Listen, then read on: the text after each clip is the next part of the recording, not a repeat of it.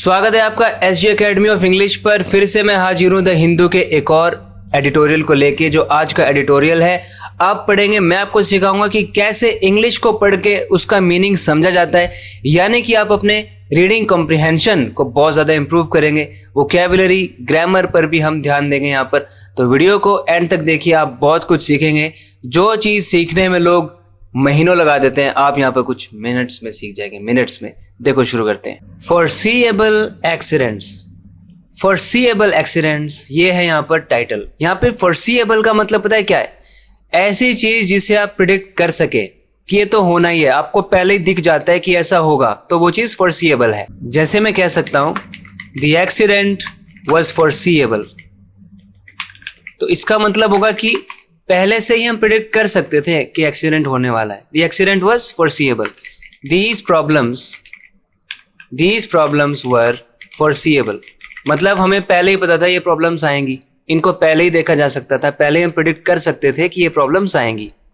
These consequences, ये जो परिणाम है, these consequences were foreseeable, यानी पहले ही इनको प्रिडिक्ट किया जा सकता था, हमें पता था ये consequences होंगे।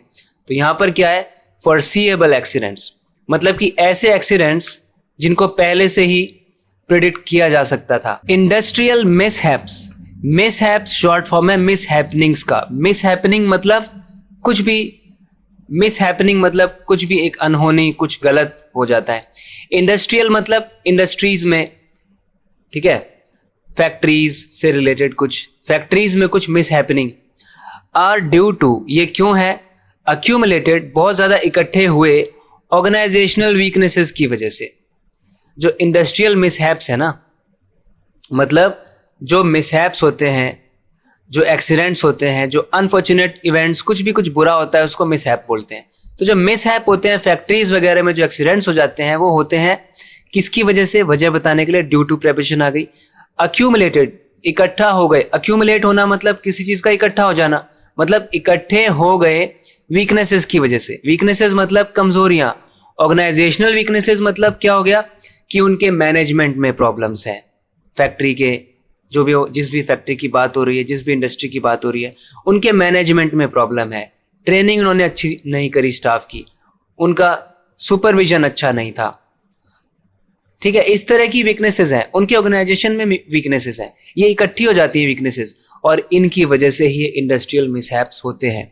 तो आपको समझ में आ गया होगा कि ये आर्टिकल किस चीज़ के ऊपर है, कि कुछ एक्सीडेंट्स हो जाते हैं जो फैक्ट्रीज वगैरह में। तो ये मिसहैपनिंग्स जो हैं, ये हमेशा ही, ये मत सोचो कि बाय चांस या खराब किस्मत से ऐसा हो गया। इनको फोरसी किया जा सकता है। कई बार आपको पता होता है कि ये होने वाला है, आप सेफ्टी मेजर्स फॉलो नहीं कर रहे होते हो, तब ये एक्सीडेंट्स होते हैं। अब टाइटल में फोरसीएबल एक एडजेक्टिव है, एक्सीडेंट्स नाउन हो गया कि एक्सीडेंट्स कैसे हैं? फोरसीएबल। यहाँ पे इंडस्ट्रियल मिसहैप सब्जेक्ट है, आर लिंकिंग वर्ब है, ड्यू टू प्रेपोजिशन ने बताया जो कि कंपाउंड प्रेपोजिशन है क्योंकि उसमें दो वर्ड्स आ रहे हैं। ड्यू टू का ऑब्जेक्ट है वीकनेसेस। वीकनेसेस कैसी हैं? ऑर्गेनाइजेशनल है, ऑर्गेनाइजेशनल एडजेक्टिव हो गया वीकनेसेस के लिए। और ये वीकनेसेस कैसी हैं? जो अक्यूमुलेट हो चुकी होती है, past participle used as an adjective.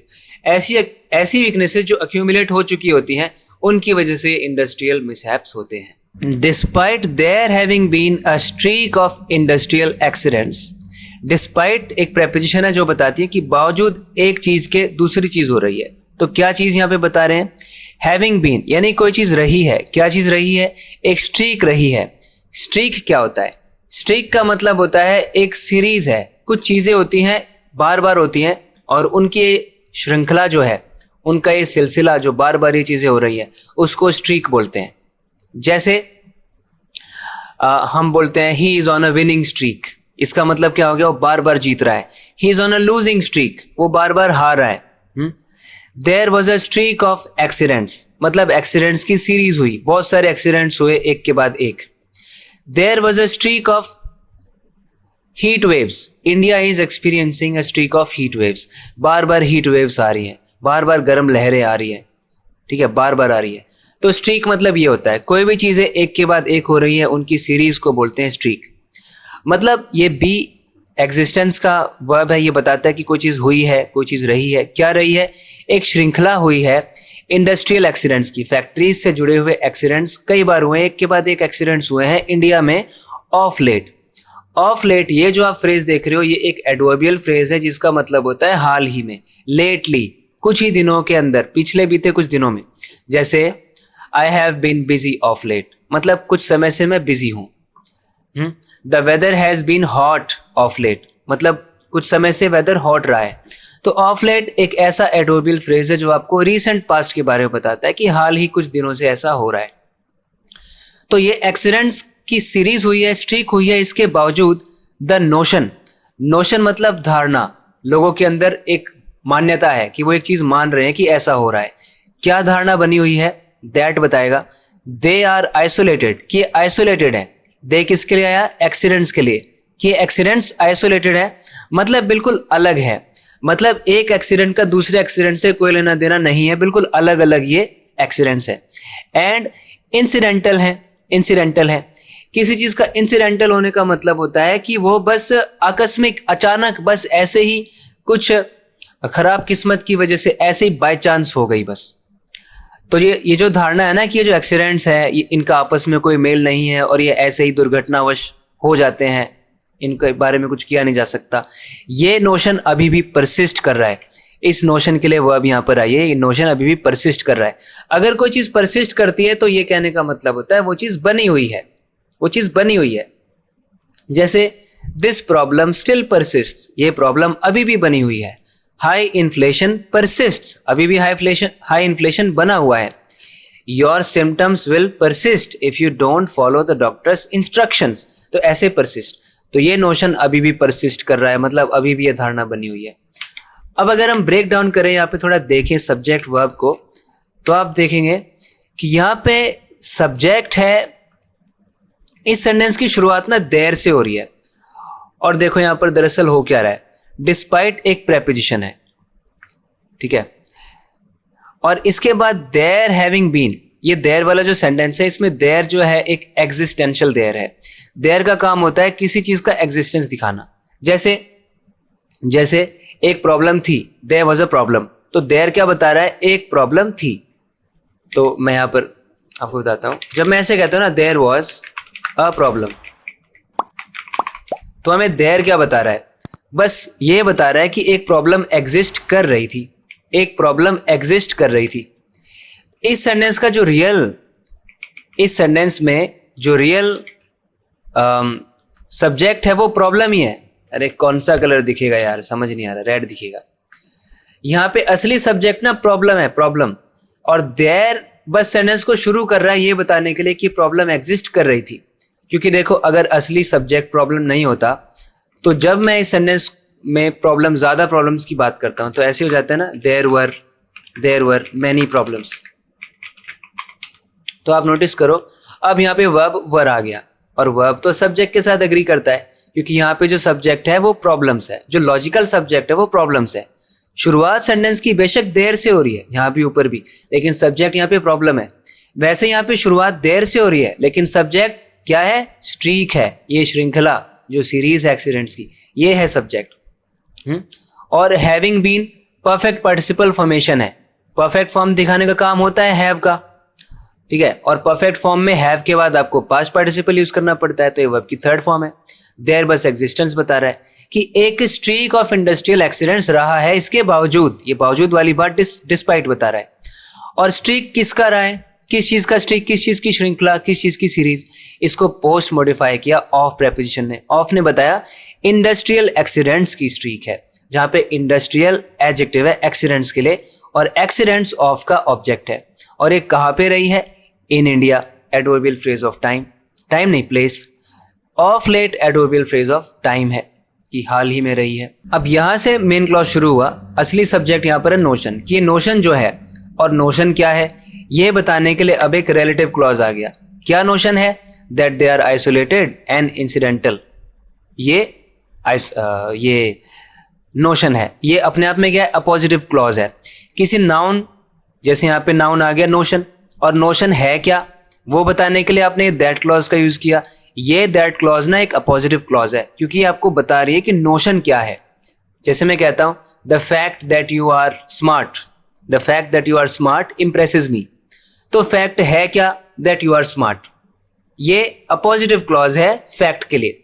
यहाँ पे नोशन है क्या, that they are isolated and incidental, ये अपने आप में नोशन है, तो ये अपोजिटिव क्लॉज है नोशन के लिए। और इस क्लॉज के अंदर सब्जेक्ट है दे, वर्ब है आर, और क्योंकि लिंकिंग वर्ब है तो आइसोलेटेड सब्जेक्ट कॉम्प्लीमेंट है, एडजेक्टिव है, दो एडजेक्टिव्स है तो एंड ने जोड़ दिया आइसोलेटेड और इंसिडेंटल को। अब जाके नेशन के लिए उसका वर्ब आया है परसिस्ट, कि ये नेशन नहीं, ये नोशन परसिस्ट कर रहा है। तो बताओ कैसा लगा, मीनिंग समझ में आया, ग्रामर समझ में आई? ऐसे ही यहाँ पे हम बढ़िया गहराई में जाके चीज़ों को समझते हैं। चलो आगे बढ़ते हैं। पहले मेरे बताने से पहले आप एक बार खुद रीड करके मीनिंग समझो और देखो आप कितना समझ पा रहे हो। इससे ना आपका एक्टिव पार्टिसिपेशन होगा और आप ज़्यादा अच्छे से सीखेंगे। तो चलो अभी सेंटेंस को पढ़ते हैं, क्या हो रहा है यहाँ पे। Within days of each other, 4 workers were killed in a mishap in a septic tank in Surat. तो within days of each other मतलब एक दूसरे के कुछ ही दिनों के अंदर अंदर, मतलब कुछ दिन ही बीते थे, हफ्ते महीने साल नहीं बीते थे, कुछ ही दिन की बात है। इन दोनों के बीच में कुछ ही दिन थे और क्या हुआ, 4 वर्कर्स, 4 काम करने वाले, 4 श्रमिक वर किल्ड, वो मारे गए।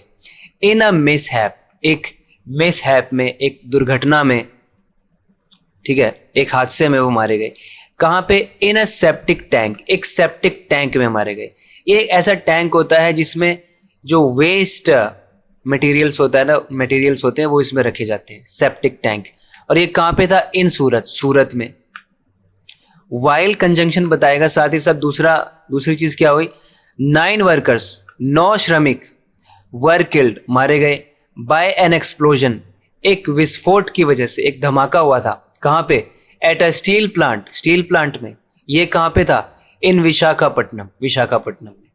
यहां तक आपने मीनिंग समझा। सेप्टिक टैंक एक लार्ज कंटेनर होता है अंडरग्राउंड, जमीन के अंदर, जिसमें ह्यूमन वेस्ट होता है, टॉयलेट से जो भी आ रहा होता है, तरह मतलब सब गंदगी होती है सेप्टिक टैंक के अंदर, उसमें बेचारे ये लोग मारे गए। With in days of each other, यहाँ पे एक प्रेपोजिशनल फ्रेज है, विद इन जहाँ पे प्रेपोजिशन है, सब्जेक्ट 4 वर्कर्स वर किल्ड, यहाँ पे वर्ब है, और इन अ मिसहैप प्रेपोजिशनल फ्रेज है कि मिसहैप में, और कहाँ पे जगह बताने के लिए फिर से एक प्रेपोजिशनल फ्रेज आया सेप्टिक टैंक में, और ये कहाँ पे फिर से एक प्रेपोजिशनल फ्रेज आया सूरत में। वाइल यहाँ पर कंजंक्शन है, फिर इसमें सब्जेक्ट आया 9 वर्कर्स, 9 यहाँ पे न्यूमरल एडजेक्टिव है, ठीक है, वर्कर्स के लिए numeral determiner. Were killed, by ने बताया कैसे, एक एक्सप्लोजन के द्वारा। कहाँ पे? एट प्रेपोजिशनल फ्रेज ने बताया, एट से जो शुरू हो रहा है, एट अ स्टील प्लांट। ये स्टील प्लांट कहाँ पे है? विशाखापट्टनम में। तो अलग अलग प्रेपोजिशनल फ्रेजेस का यूज आप करते जाते हो इंफॉर्मेशन और फर्दर ऐड करते रहने के लिए। They appear to be different circumstances, मतलब अपीयर मतलब लग रहा है, दिखने में, वो दिख रहे हैं, देखकर तो ऐसा लग रहा है कि ये ना अलग अलग सर्कमस्टेंसेस हैं, अलग अलग परिस्थितियां हैं। कॉलर लगा के आगे बता रहे हैं कि क्या है। 1 इन्वॉल्व्ड वर्कर्स, एक में शामिल थे workers, entering a confined space, एक कन्फाइंड स्पेस में वो दाखिल हो रहे थे। कन्फाइंड मतलब एक ऐसी जगह जो बंद थी, कन्फाइंड चारों तरफ से बंद, लिमिटेड, सीमित थी। कन्फाइंड मतलब एकदम कैद थी वो जगह, बंद थी चारों तरफ से। एंड सकमिंग टू टॉक्सिक गैसेस, एक में क्या शामिल था, एक में क्या था, एक सर्कमस्टेंस मतलब एक परिस्थिति में क्या था कि कुछ लोग एक कन्फाइंड स्पेस में एंटर होके सकम कर रहे हैं। सकम करने का मतलब होता है किसी चीज के आगे, ठीक है, कमजोर पड़ जाना और हार जाना। तो वो टॉक्सिक गैसेस के शिकार हो गए, जहरीली गैसें वहां पे थी, उनके शिकार हो गए वो, यानी उनकी जानें चली गई, उन्होंने सकम कर दिया टॉक्सिक गैसेस की वजह से। द अदर इन्वॉल्व, और दूसरे वाली जो परिस्थिति थी उसमें क्या था involve, 150 tons of molten steel था, 150 टन मोल्टन स्टील था। अब मोल्टन स्टील क्या होता है आपको पता है? मोल्टन स्टील होता है जब आप स्टील को मेल्ट करते हो, हीट करके, इतना ज्यादा उसको हीट करते हो कि वो बिल्कुल लिक्विड में कन्वर्ट हो जाता है, तो वो जो लिक्विड स्टील है ना वो होता है मोल्टन स्टील। तो 150 टन था molten steel. And a violent blast, और वहां पर एक बहुत ही हिंसक ब्लास्ट हो गया था, एक बहुत ही भीषण विस्फोट हुआ था, दूसरे में ये शामिल था। येट, फिर भी, industry has known of these risks, industry को इन रिस्क्स के बारे में पता है, and had developed preventive measures, और इन्होंने प्रिवेंटिव मेजर्स को डेवलप भी किया था। प्रिवेंटिव मेजर्स क्या होते हैं? उन्होंने सेफ्टी प्रोटोकॉल्स बनाए थे। प्रिवेंट मतलब रोकथाम करना, रोकना, मेजर्स मतलब मेथड्स, तरीके, प्रोटोकॉल्स। तो उन्होंने प्रिवेंटिव मेजर्स बनाए, यानी कि उन्होंने बचाव के उपाय बनाए कि कैसे आपको प्रिवेंट करना चाहिए एक्सीडेंट्स को। डिकेड्स अगो या डेकेड्स अगो, डेकेड मतलब 10 साल, यानी 10 साल पहले उन्होंने प्रिवेंटिव मेजर्स भी बना लिए। इंडस्ट्री को पता भी है इन रिस्क के बारे में। इन द सूरत इंसिडेंट, सूरत वाली घटना में 4 workers entered the tank, 4 workers tank के अंदर गए, and were overcome by toxic fumes, और वो ओवरकम हो गए, यानी फ्यूम्स ने उनको ओवरकम कर लिया। और फ्यूम्स क्या होता है? फ्यूम्स बोलने से मतलब है वो धुएं निकल रहे थे, जहरीले टॉक्सिक फ्यूम्स जो थी वहां पर, टॉक्सिक फ्यूम, जहरीले धुएं की चपेट में आ गए वो। They were overcome by toxic fumes. The circumstances resemble, ये जो सर्कमस्टेंसेस हैं, ये जो परिस्थितियां हैं, ये रिजेंबल करती हैं। ए रिजेंबल्स बी, इसका मतलब है ए बी जैसा लग रहा है, बी जैसा दिख रहा है। तो ये परिस्थितियां कैसी लग रही है? अ वेल नोन, एक बहुत अच्छा जाना माना, मतलब इसको बहुत अच्छे से जाना जाता है। पैटर्न, एक पैटर्न है। पैटर्न किस में है? इन फर्टेलिटीज। फर्टेलिटीज मतलब होता है डेथ, जो मौतें होती है उसको बोलते हैं फर्टेलिटीज। तो ये ना एक पैटर्न है जो फर्टेलिटीज में हम देख रहे हैं। कहाँ पे होती हैं फर्टेलिटीज? इन कन्फाइंड स्पेसेस, मतलब ऐसी जगहों में होती है जो चारों तरफ से बंद होती हैं, छोटी जगहों में। वेयर द फर्स्ट विक्टिम्स, जहाँ पे जो पहले विक्टिम्स होते हैं ना, जो पहले पीड़ित होते हैं, जो पहले लोग होते हैं जो चपेट में आते हैं, आर ऑफन, वो अक्सर फॉलोड बाय, उनको फॉलो किया जाता है किसके द्वारा? यानी उनके बाद कौन फंसते हैं? Would be rescuers. जो वुड बी रेस्क्यूअर्स होते हैं वो फंसते हैं। वुड बी का मतलब होता है वो इंसान जो अभी कुछ है नहीं लेकिन फ्यूचर में होने वाला है। जैसे उसकी होने वाली बीवी, तो बोलेंगे हिज वुड बी वाइफ, ठीक है। तो she is a would be singer, यानी वो एक होने वाली सिंगर है, अभी तक सिंगर हुई नहीं है। तो रेस्क्यू मतलब बचाना, रेस्क्यूअर मतलब बचाने वाले, यानी जो भी बचाव दल वहां पे होता है। तो जो बचाने वाले लोग होते हैं ना, पहले वाले जो विक्टिम्स होते हैं उनके सीधा बाद जो उनको बचाने वाले होते हैं ना, हु एंटर, जो दाखिल होते हैं वहां पे विदाउट प्रोटेक्शन, बिना प्रोटेक्शन के, बिना किसी सुरक्षा के, जब वो एंटर करते हैं ना तो फिर वो फंसते हैं, फिर उनकी मृत्यु होती है। तो ये तो हमने पैटर्न एक नोटिस किया हुआ है इस तरह की फर्टेलिटीज में, कि पहले लोग जो विक्टिम होते हैं उनको बचाने जाने वाले जो लोग होते हैं, फिर बाद में वो भी, उनके साथ भी यही होता है। तो ये तो एक जाना माना पैटर्न है। अब यहाँ पे सब्जेक्ट है सर्कमस्टेंसेस, वर्ब आ गया रिजेंबल। रिजेंबल किसको करते हैं? एक पैटर्न को करते हैं। ये पैटर्न है किसमें? इन प्रेपोजिशन ने बताया फर्टेलिटीज में है। फर्टेलिटीज कहाँ पे होती है? इस इन ने बताया कन्फाइंड स्पेसेस में होती है।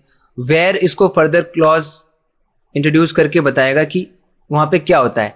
तो इस क्लॉज के अंदर सब्जेक्ट है द फर्स्ट विक्टिम्स, वर्ब है are often followed, passive voice है, जिनको फॉलो किया जाता है किसके द्वारा? बाय एजेंट वाली प्रेपोजिशन बताएगी रेस्क्यूअर्स के द्वारा। रेस्क्यूअर ये कौन से होते हैं? वुड भी यहाँ पर देखो एक कंपाउंड एडजेक्टिव है रेस्क्यूअर्स के लिए। कौन से रेस्क्यूअर्स? वुड बी रेस्क्यूअर्स, जो रेस्क्यू होने वाले होते हैं, बाद में वो फॉलो करते हैं उनको, फिर उनका भी वही होता है।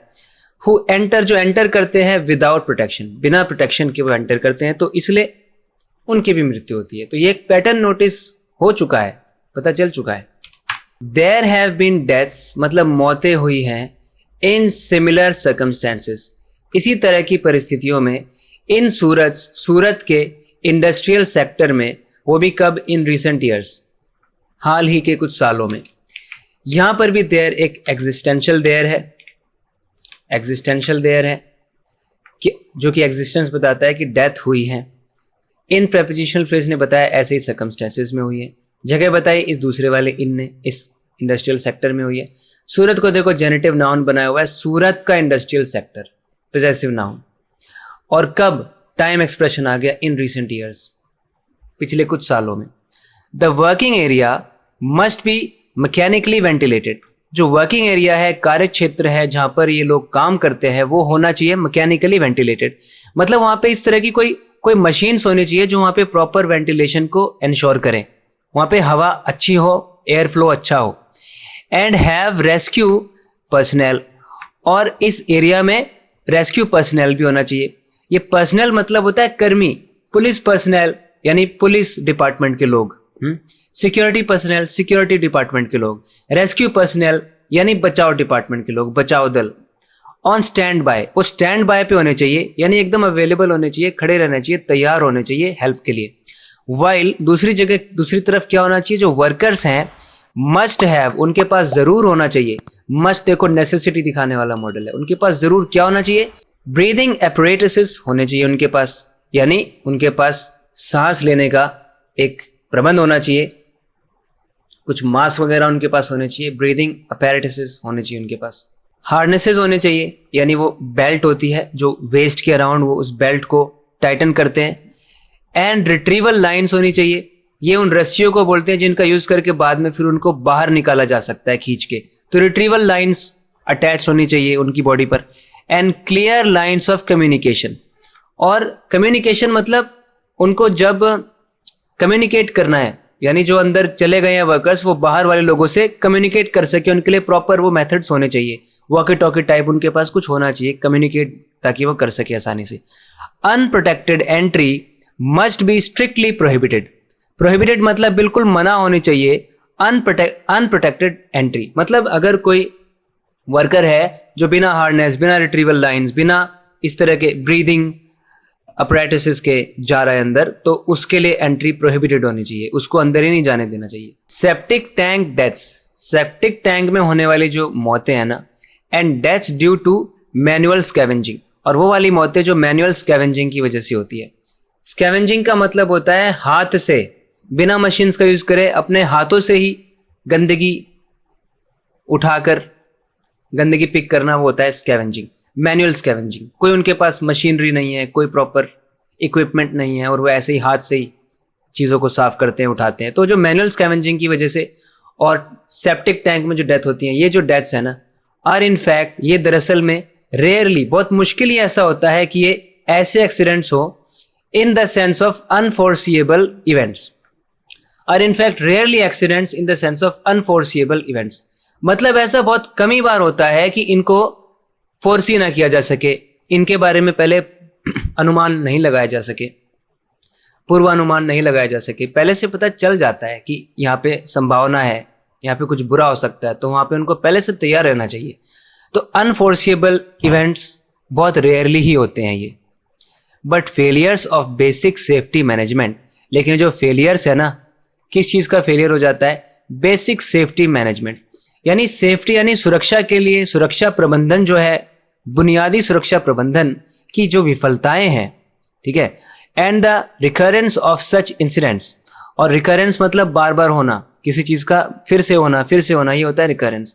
तो इनका जो रिकरेंस है, ऐसी घटनाओं का जो रिकरेंस है, और जो बेसिक सेफ्टी मैनेजमेंट के फेलियर्स हैं, स्पीक्स टू, ये स्पीक्स टू करते हैं द परसिस्टेंस। अच्छा, यहाँ पर क्या था, but failures of in the sense of unforeseeable events, but failures of basic safety management. हाँ, तो ये जो डेथ्स है ना, ये फेलियर्स हैं बेसिक सेफ्टी मैनेजमेंट के, और जो इनका रिकरेंस है, इनका बार बार होने का जो, इनका बार बार होना जो है ना, वो स्पीक टू करता है the persistence of that failure, कि ये फेलियर हमने देखा था ना, परसिस्ट, कोई चीज़ परसिस्ट करती है मतलब वो बनी रहती है, तो उसके बने रहने की अवस्था, बने रहने की स्टेट को बोलेंगे परसिस्टेंस, नाउन फॉर्म में। तो उसका जो बने रहना है ना, ये जो विफलताएं हैं, किसकी विफलताएं, कि आपके पास बुनियादी सुरक्षा प्रबंधन नहीं है, इसकी विफलताएं जो हैं, ठीक है। इस विफलता का जो परसिस्टेंस है, जो बना हुआ है, ठीक है, the recurrence of such incident speaks to. अब यहाँ पे स्पीक टू का मतलब देखो, अगर मैं ऐसे बोलता हूं ना, इफ आई से ए स्पीक्स टू बी, तो इसका एक तो मतलब आप ये समझते हो कि ए बी से बात करता है, ए स्पीक्स टू बी, ये है। लेकिन इसका ना एक और तरीके से हम यहाँ पे स्पीक टू को यूज करते हैं। स्पीक टू का यहाँ पर एक और यूज है, यहाँ पे स्पीक टू का मतलब है कि एक चीज किसी दूसरी चीज का एविडेंस है। यहाँ पे मतलब है कि ए बी को इंडिकेट करता है, ए प्रूफ है कि बी एग्जिस्ट कर रहा है, ठीक है, ए प्रमाण है बी का, ये मतलब है स्पीक टू का यहाँ पे। मतलब ए स्पीक्स टू बी का मतलब है कि ए कह रहा है कि बी एग्जिस्ट कर रहा है, ए बी को दर्शा रहा है, ए बी को इंडिकेट कर रहा है। यहाँ पे इस तरह के इवेंट्स का जो रिकरेंस है कि बार बार जो इवेंट्स होते हैं ये दिखा रहे हैं, इंडिकेट कर रहे हैं। स्पीक्स टू को ना आप यहाँ पे रिप्लेस कर दो इंडिकेट से, देखो आपको फिर आसानी से समझ में आएगा कि इसका जो रिकरेंस है, इस तरह के इंसिडेंट्स का बार बार जो होना है वो इंडिकेट कर रहा है, दिखा रहा है, दर्शा रहा है द परसिस्टेंस को, इस फेलियर की परसिस्टेंस को। मतलब ये इंसिडेंट्स बार बार हो रहे हैं, इसलिए हो रहे हैं क्योंकि ये विफलताएं बनी हुई है, इन फेलियर्स का परसिस्टेंस है, ये बना हुआ है, इसी की वजह से ये इंसिडेंट्स हो रहे हैं। देखो स्पीक्स टू, जैसे अगर मैं ऐसे बोलता हूँ, उसकी जो सफलता आप देख रहे हो ना, वो प्रमाण है कि उसने मेहनत की है, तो आप उसके लिए क्या बोलो, उसके लिए आप बोलो कि हिज सक्सेस स्पीक्स टू, ठीक है, हिज हार्ड वर्क। इसका मतलब ये हो गया कि उसकी सफलता प्रमाण है उसकी मेहनत का, उसकी सफलता ही बता रही है कि उसने मेहनत की है। माफी चाहूंगा, आज मैं इसे पूरा नहीं कर पाऊंगा एडिटोरियल को, पता नहीं आज क्या हो रहा है। 3-4 बार रिकॉर्डिंग कर चुका हूँ, बार बार कभी फोन बंद हो रहा है, कभी माइक बंद हो रहा है, पता नहीं क्या हो रहा है। इस चक्कर में मेरा टाइम हो चुका है पूरा खत्म, आगे की क्लासेस आ चुकी है, मेरे पास अब टाइम नहीं है रिकॉर्डिंग और चालू रखने के लिए, तो आज यही तक इस एडिटोरियल को रखते हैं। Sorry about this. आप चैनल के साथ जुड़े रहें, अगला एडिटोरियल लेकर मैं जल्दी हाजिर होऊंगा। Take care, bye.